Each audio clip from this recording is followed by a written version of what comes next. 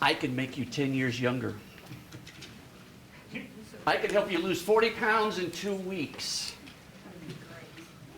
I can make your husband love you. I can have your children behave. I can bring you happiness. I can bring you the spouse of your dreams. I can make you a one-issue voter. I can make you feel guilty. I can bring you shame. I can make you feel wanted, Richard. And I can also help you after you've fallen and can't get up. And I can keep you so afraid that you will support a specific political party.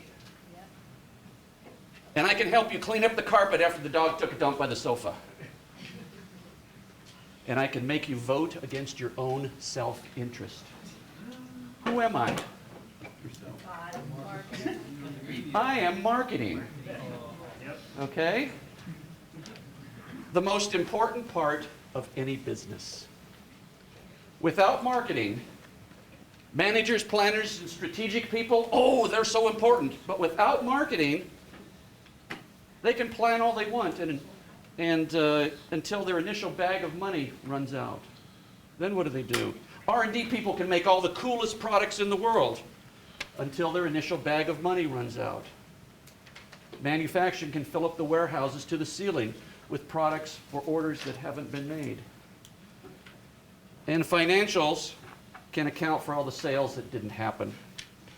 Marketing touches the customer, causes the transactions to occur, and that supports the other functions of business. So this is what we're going to talk about. We're going to talk about an introduction to marketing, why it is the most important part of the business. And I love to say that, especially hanging around the accountant types and the manager types and all that kind of types, but if they can't take a joke, okay? What? Yeah, I know, Al. Okay, we're going to quickly, we've got a lot of slides and we've got a lot of stuff to haul through, so let's just book fast. We need to define the business situation. Creativity, we're going to invent something, we're going to use our imagination, and creative people are not afraid to make mistakes. Remember, Bobby Sue was talking about the creative element of people. They're whatever letter they were, okay? They're the creative people, and then there are accountants. So what can we do? Or that one that whoever was talking about, there's the creative guy that sits over there, and everybody thinks he's a mutant, okay? Well, that's what they are, okay? Thinking. So we need to think, if we think old plans, it's the concept prison. One of the things that's the problem with when we look at creativity, I was in a store a couple of weeks ago, and standing over in the corner, mother was shopping, doing everything, was a little 6-year-old girl, 5-year-old girl, just standing over in the corner, singing a song and spinning. And I thought, wow, it wasn't a troubled youth, it was just a 5-year-old little girl. And I thought, wow, the freeness of children to be able just to stand in the store and sing a song and spin. If I was to do that, that white van in Anchorage would soon come around and get me. So, and as soon as the children have this freeness of creativity to create things until they get to school and start learning order. Yeah. Little boys don't do that.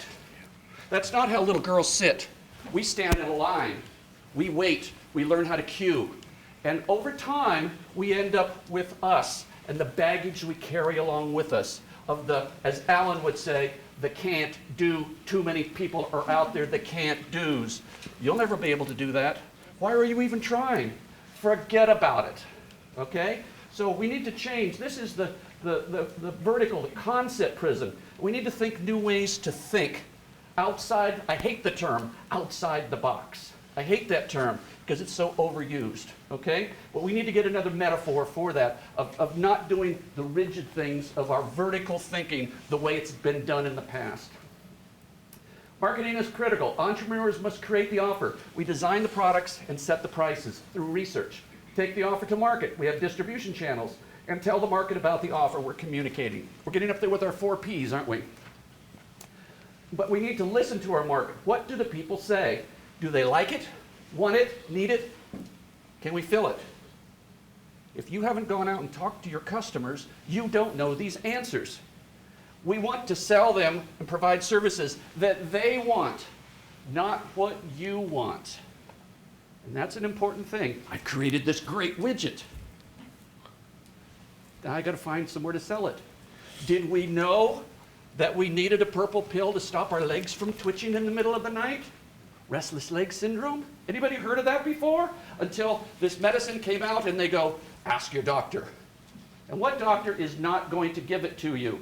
Now that the medicine has come to advertise on TV, we're putting our physicians in a hammerlock situation. You know, it's like going to the pain clinics and getting pain. Well, you know, if you won't give it to me, I will find another physician who will. So instead of losing me as a patient, you get the purple pill to stop your leg from twitching or whatever else you need. Okay?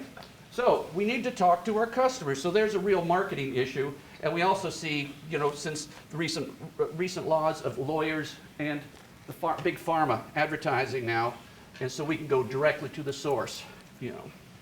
So we need to find that. Good business ideas meets a customer's need, and you have the resources and skills to bring it to market. How many have sat there and watched TV and gone, you know, watch those infomercials or as seen on TV shows or all those kinds of things? You go, I thought of that 6 years ago. Okay, good for you. But this person brought that idea to market. They're the entrepreneur. They're the ones who get the scores. How many of you sit there, you know, you have friends who have invented everything, but they have the resources and skills to bring it to market at an affordable price, business that will work in your community or in somewhere, and is your window of opportunity. We heard that earlier, I think, out of Rick's deal about finding your business. Where's the window of opportunity that opens up? We've all heard that, you know, oh, it was lucky. Does anybody believe in luck? What's the definition of luck if you hang around with Alan all the time? It's when preparation and opportunity cross. Because we've all had those experiences in our lives when this opportunity came around and you were bummed because you hadn't finished school, you didn't have that degree, you didn't have that experience, you weren't there, you couldn't seize the brass ring when it came around. Okay? So that's when the window of opportunity. And is the business sustainable? What can we do to continue on with this business? It's not just the flash in the pan, but is it something that we can go on? 6 sources of competitive advantage. What makes your business different? It's the differentiation. I think somebody else used a different term. Al, what was your term for being different? Unique. Okay, unique. His unique advantage or your sale, I like the differentiators. It's all the same. Here we go with our lexicon. And what makes you different compared with your competition? Here are the issues. We don't need to go in and make. Is your quality higher? Is your price higher or lower? Whatever it happens to be. Your location. Interesting on price. Just a quick example. Do you remember when the Cadillac came out with the Cimarron? Oh, you're old. What? This was a few years ago. They came out with, I think it was the Cimarron, and they were trying to make a Cadillac for the $30,000 market. Okay? And so what happened to overall total sales of Cadillac cars? Went down. Why? Because people, they said, oh, I can get a Cadillac, so that they took away from their upper end. They wasn't overcompensated by the lower end buying up, but the higher people went down. The higher people went down because, oh, those $30,000 people can get a car with the name Cadillac on it. I'm not going to spend $50,000. I'll go over to the Mercedes or something. So interesting about the price. Cadillac doesn't have that anymore, do they? They realized that it robs sales from the high end. They cut out the middle one, and now they just get back to their target market. Is it price? Is it your location? Some businesses require location, right? You're the dry cleaner. You have to be on the corner. You're the fast food. You got to be in a certain place. Is it your selection? Okay? You see some stores in Alaska that only go for certain size clothes. Here's the big and tall men clothes. Here's the size whatever's for ladies, okay? Is it your selection that brings people in? Is it your service? That the quality of the service, if you're doing that, and the speed and turnaround. Can I get whatever out of you? Who was starting a computer servicing business? There she is, right there. Didn't you start the computer service business? You know, when in high school or something, I think you mentioned yesterday. Well, things like, I can get your computer fixed by tomorrow. I'll come to your place and fix it, rather than sit on my shelf for 3 weeks. So this is the speed and turnaround that we could have when we're identifying our products. Customer value proposition. A product attribute is not a benefit until customers buy into it. It's what the customer wants, not what you want. Here's a couple of examples.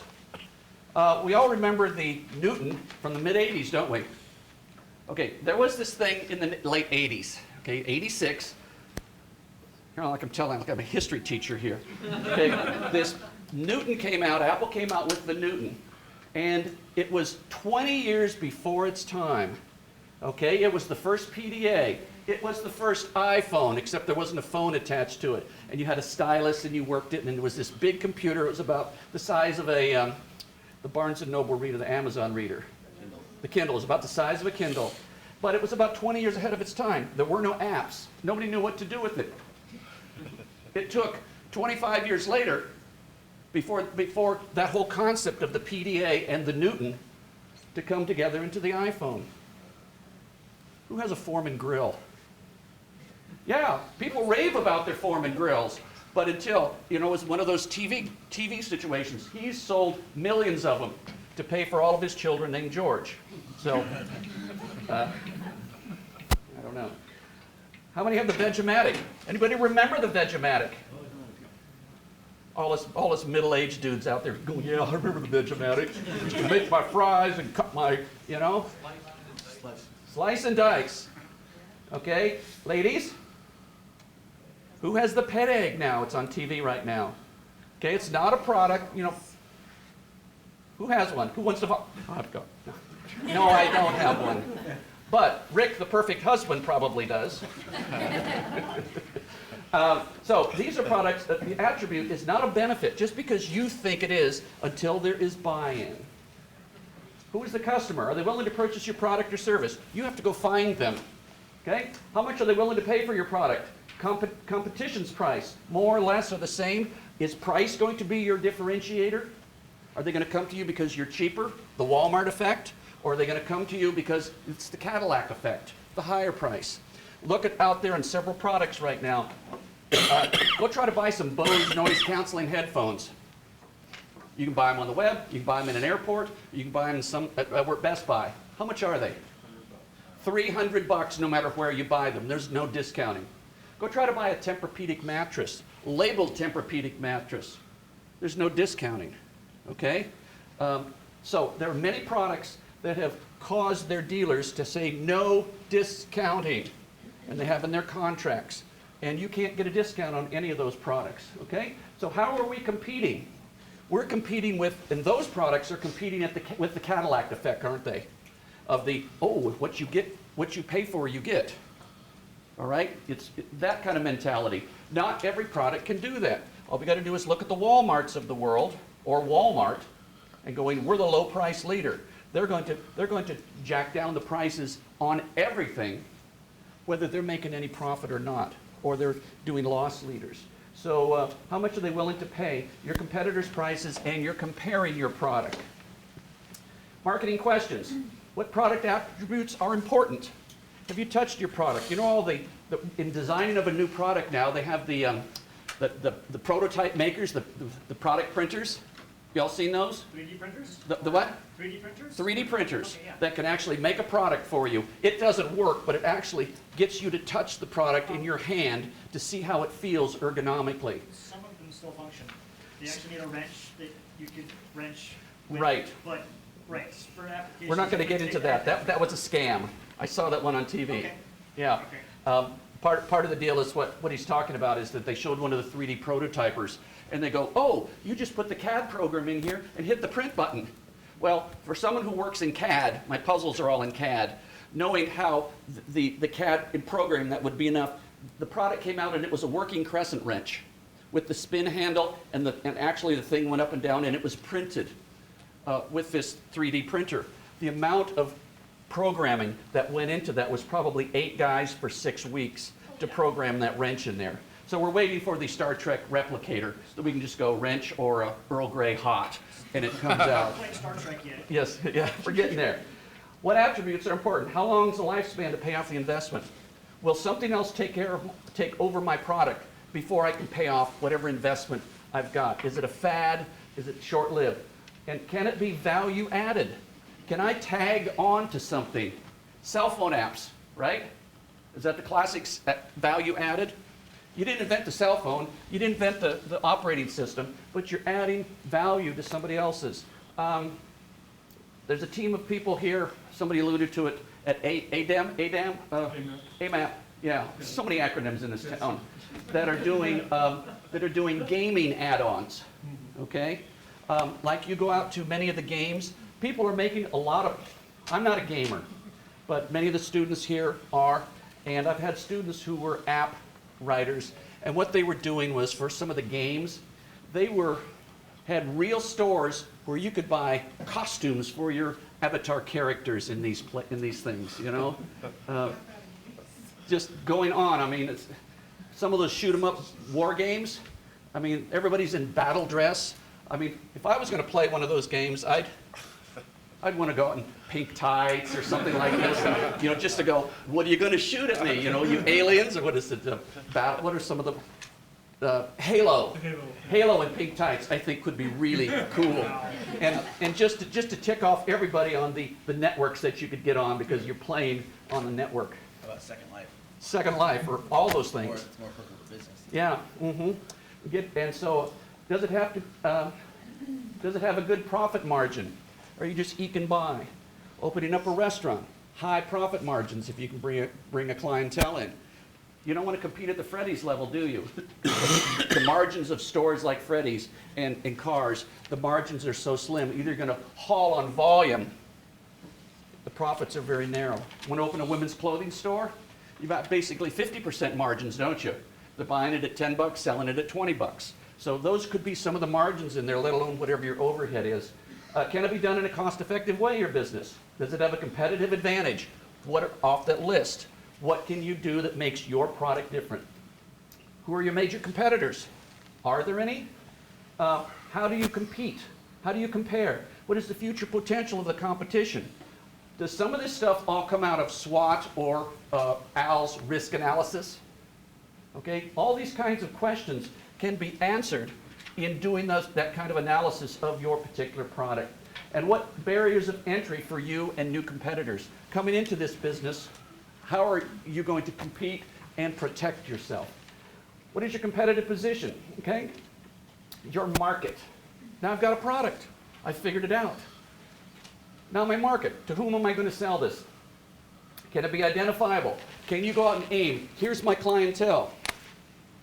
If you're my potential market, could I segment this market? I've got a product that has certain demographic.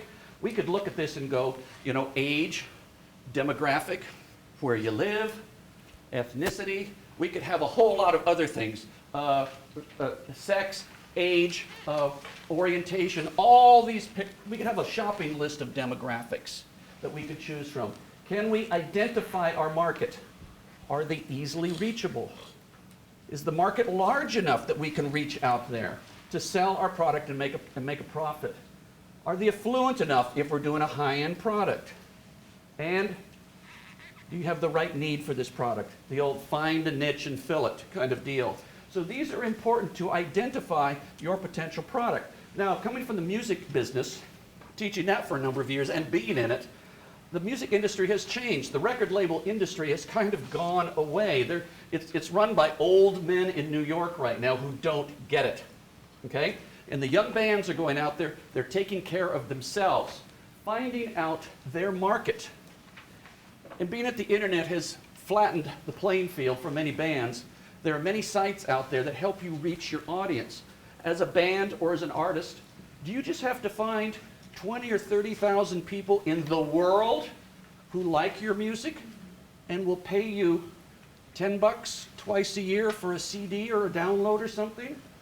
So you'd be surprised. Before coming to Alaska, I lived in France for a little bit. And after I came from New Orleans and after Hurricane Katrina, I had to get out of there. So I ended up in France. And I started this blog to let my friends in my short list of friends over here know what I was up to in France. So I started a travel blog. And I started taking a lot of pictures and writing little funny stories of crazy stuff I saw in France. And so then I came back here, and it became kind of a hobby. And so I've continued my blog. I got about 800 posts and 4,000 or 5,000 pictures out there. And I travel around, and it's called Where in the World is Scott? Okay? And so, but the point is, early on, I popped in some Google Analytics, just because that's what you do. And I decided to go poke my analytics. I had a short list of about 125 friends that I sent the list to. And I sent them an email, go check my site again. Got some cool, funny stuff out there. Finally, I popped my analytics one day, and I had 15,000 hits. And I thought, who are you people who are spying on my private blog to just my friends? And I put a post out there. Who the hell are you? Come out, show yourself. I never got a response from that, but the point was, but I've continued to watch this thing, and then I got the world map of where are these people reading my blog? Madagascar, Ceylon, Sri Lanka, the middle of Africa, Uzbekistan. I thought that was pretty cool, you know? The what? Or something. I mean, a lot of other countries, Ayers Rock, Australia, so all sorts of stuff. But I don't know how the hell we got down that road, but finding your particular market. So if I was a band, would all I need to find are those 15,000 people all around the world to make a living out of my bedroom as a musician? Yes. So that's the goal of leveling the playing field with an internet, and Ross is going to bring up all of the special social media stuff coming up later. How is the willingness to buy influenced by product design, pricing, and communications? These are all things that we need to understand. Market segmentation. What is your sector? What is the growth of this sector? I found, here's the world. I'm trying to market to this row right here. Somehow, I've selected you as my demographic, okay? You have the right characteristics to buy this product. Now, in looking at this sector, what is the growth of this sector? Ooh, wow, there's only one empty seat in this row. It could grow that much, couldn't it? Could maybe grow 5 to 20% there. How mature is the industry? Let's see. You're not that old. You're real young. No, there's room to grow in this industry here. They're not a bunch of old coots like some of us here. There's room to grow. External effects. What affects your industry? Well, you're part of my segment. He could affect your industry. Don't buy his product, right? Or we kill him. I don't know. One of these things to make him be quiet.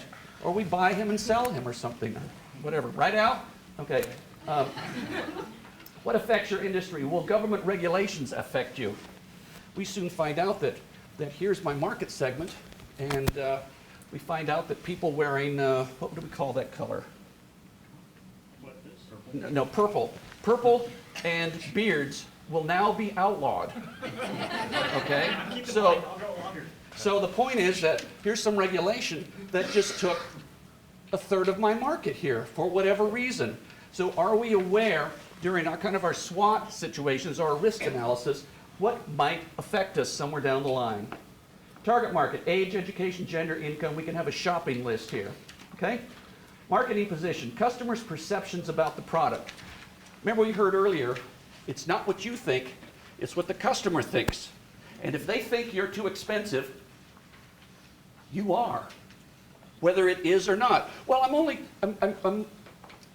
only charging a penny more than what it costs me to make this. If the customer thinks it's too expensive, it is. Price, quality service, location, seasons, hours, variety, your competitive advantage. You've got to sell the benefits of your features here to your audience. And it's the features, it's the benefits that the customer wants to know about, not the features. And the sad commentary is, husband and wife go to buy a new car. It's always a male salesperson, and here it comes. woman, she looks at the car and he goes, oh yes, it has a cup holder.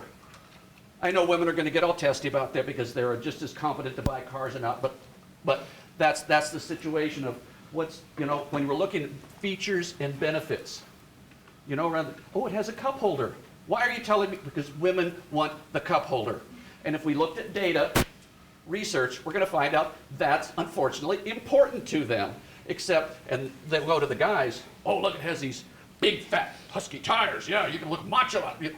Okay, the benefits of those big, fat tires is maybe a smoother ride. It handles better in the weather. It has the snow. And so there's the benefit and the features.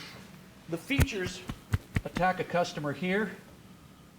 Excuse me. The features go in here, and the benefits go in here. Okay? Startups gain market acceptance of this product, build brand awareness and product differentiation on a startup. Market research. Will people be interested and will they pay? And how are you going to do that kind of market research? Getting out in the field and asking the questions. Asking the people. Get out and talk with the people to find out if the product that you're trying to sell or service is something that people want. Focus groups, we can go on the shopping list of how to do that. Can it be delivered in an economical way? Distinguishes opportunities from ideas. Again, I invented that 4 years ago. No, you didn't. Somebody else brought it to market. We need to reduce the risk of investment and test marketing in our campaigns. One of the cool things that, when I lived in New Orleans, there were only 2 supermarkets in New Orleans, and they were like almost 10 miles apart, which made our whole community in this end of New Orleans a test market for products. Because something was attached to our Sunday newspaper every week in a bag. Detergent, mouthwash, gum, you name it. There was a free product. Because it was easy for them to watch the test marketing campaigns. If they sent you a new laundry detergent, all they had to do was count the orders at the store down the street, because anybody else would have to drive to the other side of town to find another supermarket. So it was a real easy test market to see if sales increased. So it's tough in this town because we have so many stores here, even though it's a small community and you can't test market everybody. But is your product potentially test marketable? Entrepreneurs need to be customer oriented, understanding the market. Demographics, talked about that behavior. What they do, where they work, where they play, groups they belong to. All the things that you would like to know about your customer that Facebook, Google,